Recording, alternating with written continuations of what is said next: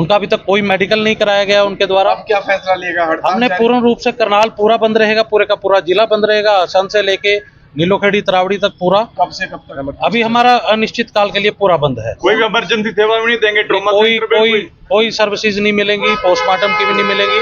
Even जो हमारे हमारे रेफर कर दिया कल्पना। देखो उसका अब जो निर्णय है वो प्रशासन ने लेना है। हमने बहुत उनको अल्टीमेटम दे लिया, परंतु वो टस से मस नहीं हो रहे, अपनी बात पे अड़े हुए हैं। उनको ऐसा कौन सा नशा होली का कल का हो रखा है, हमारी भी समझ से परे है। सुबह भी मीटिंग की गई थी आप?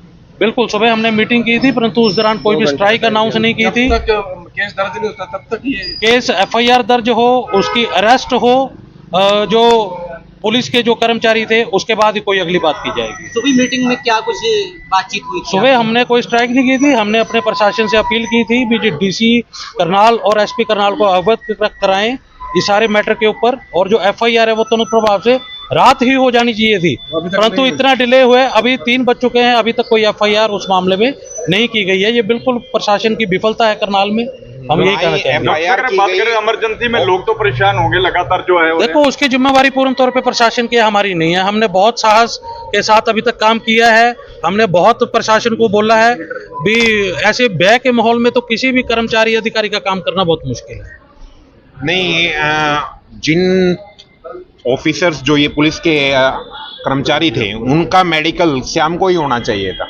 सबको पता है कि जब शराब उतर जाएगी तो उसका फायदा क्या है। तो आप नॉर्मली भी किसी का भी मेडिकल जो है ऑन ड्यूटी कोई शराब पी रखा है और उसने तो इतना बड़ा का जो है काला कारनामा कर डाला, तानाशाही रवैया अपनाते हुए एक डॉक्टर जो अपनी ड्यूटी पर मौजूद था उसको वहां से उठा ले जाया गया और जो पब्लिक है उसके हितों को नुकसान पहुंचाया। तो अभी कब तक हड़ताल है?